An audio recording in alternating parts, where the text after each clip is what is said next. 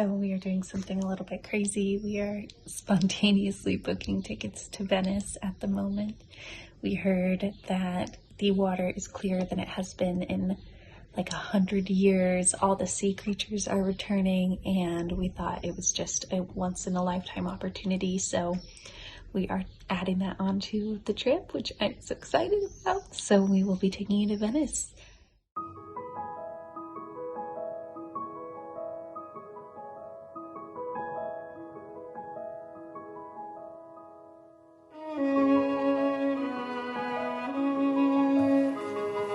I think the first boat ride into Venice really changes you, especially if you have a nostalgic soul like me. It feels like entering a suspended film set, forever set in the 1930s with glimmering rooftops and aging facades.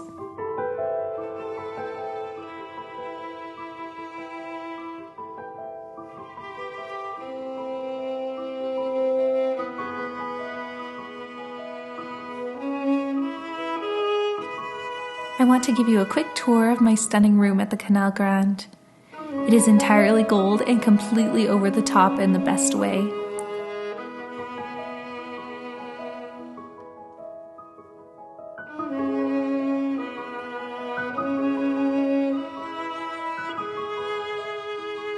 This beautiful bed reminded me so much of Marie Antoinette's chamber at Versailles.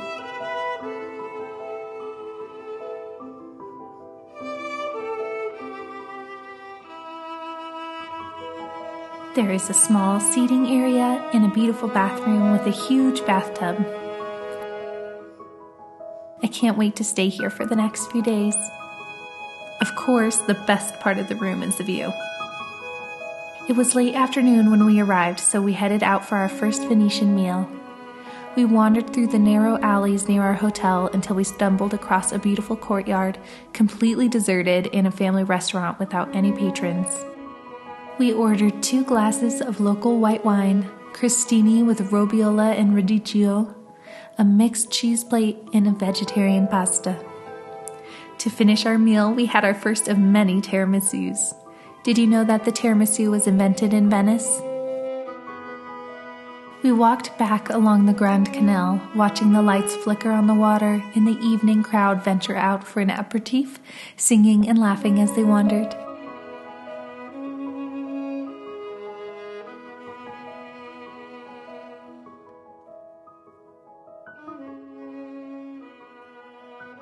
Hello again from Venice.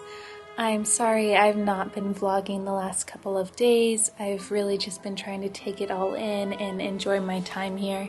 It's my first time in Italy and we're only here for a few days, so I wanted just to be present and really enjoy as we've been traveling for the last 5 weeks, and I've been filming nearly every day, so I thought I'd take a little break and just be here. But today I am going to take you with me. We are doing a couple of fun things. We are going to Murano and Burano Islands, which are just in the lagoon of Venice, very close by. And we're going to go to a glassmaking workshop, as well as go see the colorful houses on Burano. And I'll also take you tomorrow. We're going to go do some fun things too. So yeah, let's go explore Venice together. I'm so excited to be here. I'm excited to show you guys Venice through my eyes. And experience things for the first time with you, which I think will be very fun. So yeah, let's go.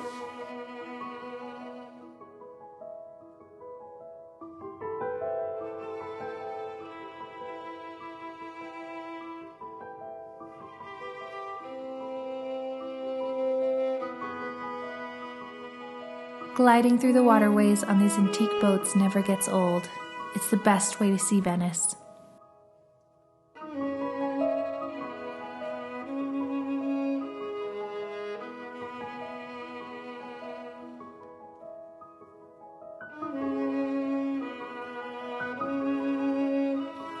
Arriving in Murano, you are greeted with a completely different feeling than Venice. It feels like a small town with beautiful docks and colored buildings.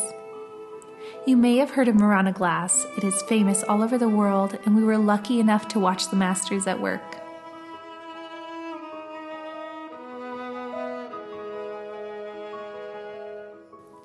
The glass is made from a silica sand, and they make these small pieces with intricate designs that will then be added to the larger pieces of melted glass to make the famous Murano designs.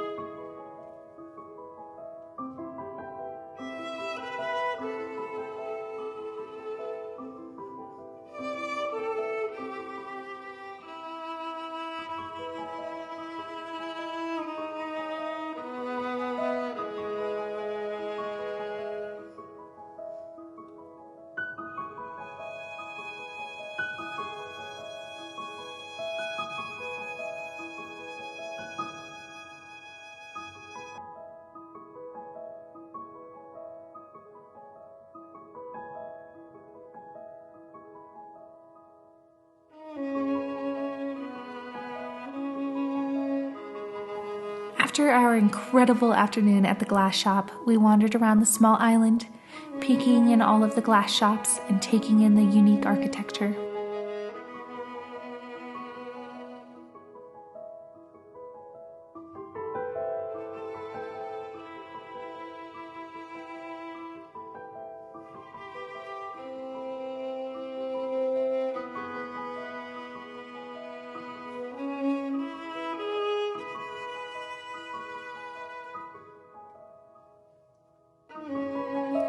We found a local spot for lunch with the nicest staff and tried some new foods, including an appetizer of octopus, fresh ricotta, and tomatoes, as well as a crab pasta with zucchini and red pepper.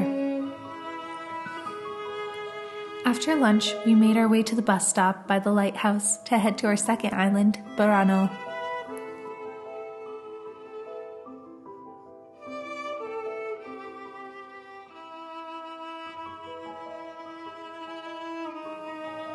When we arrived on the shores of Burano, I was completely speechless.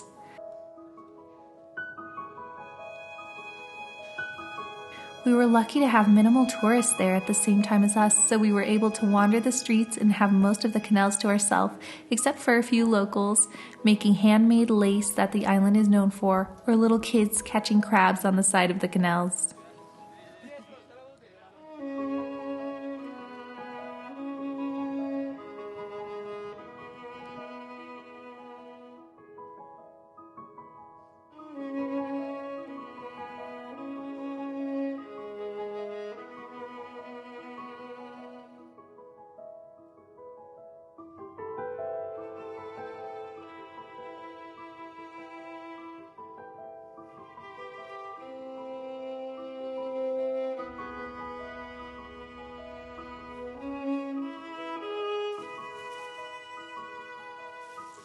Back in Venice, we got off of the water bus at a random stop and decided to walk across the city back to our neighborhood.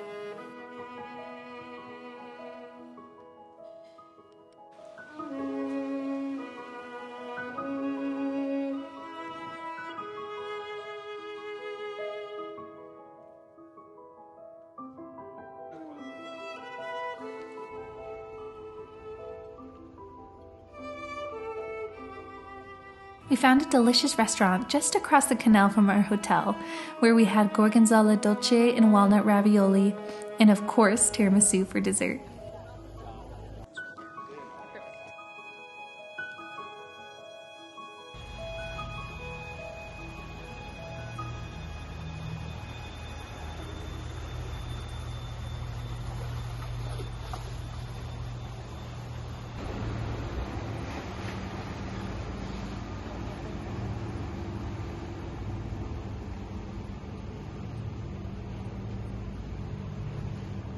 Good morning. It is our last full day in Europe, in Venice. It's hard. I'm not totally ready to go home. I'm excited to see all my animals, but it's always hard to leave an amazing place, and especially after such a beautiful trip. But we're just gonna make the best of our last day. Just did some yoga and had breakfast, which was super nice. Great relaxing morning. We're taking it slow. We were out pretty late last night, so I'm going to get packing just so I'm all ready to go. And then we're gonna go enjoy the afternoon in Venice, go do some shopping, gonna go to a museum, and yeah, just have a beautiful afternoon. So I'll take you with me, and thank you so much for coming on this journey with me. It's been a beautiful time. So yeah, I love you guys.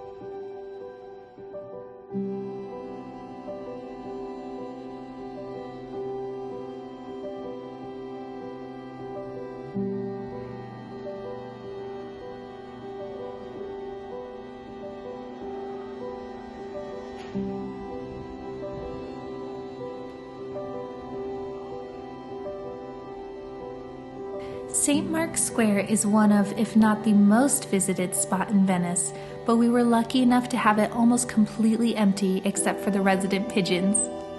The Renaissance and Gothic architecture of the square is absolutely breathtaking. Located in the square is St. Mark's Basilica, St. Mark's Bell Tower, and the Doge's Palace. Unfortunately, the basilica was closed this day, but we decided to visit the Doge's Palace to learn a bit more about the Venetians' history.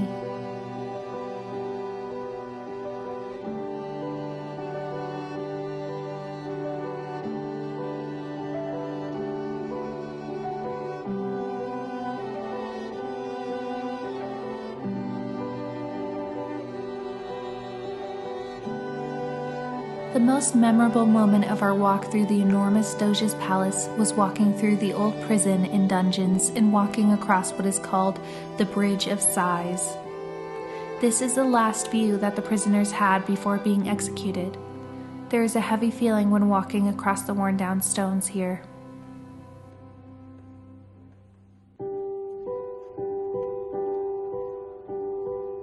We couldn't leave Italy without having some fresh pizza and gelato. I'll tell you, it did not disappoint.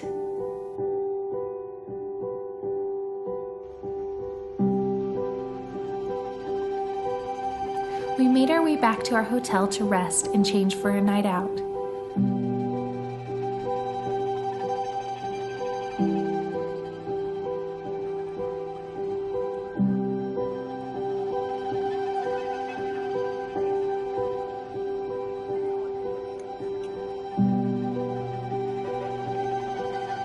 After a quick cappuccino, we hopped on another water bus to take us on a 30-minute ride to the other side of the city.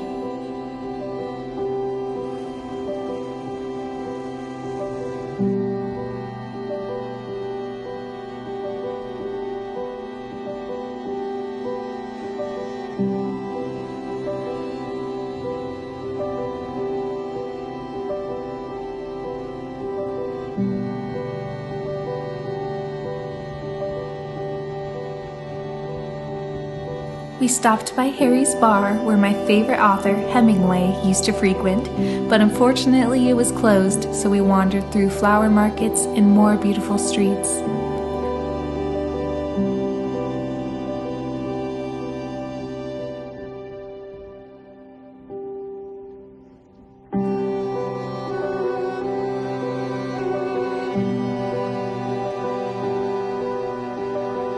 stopping for an aperitif and soaking up the last of the sunlight.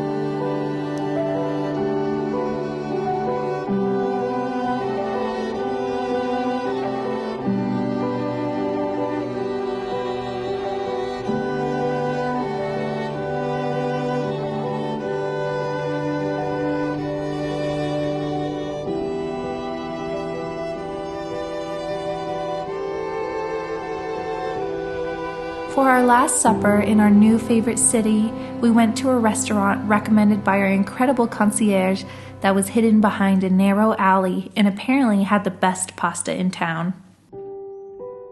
We had fresh buffalo mozzarella, pasta vongole, and pasta with zucchini flowers. And to finish the night, we had one more perfect tiramisu.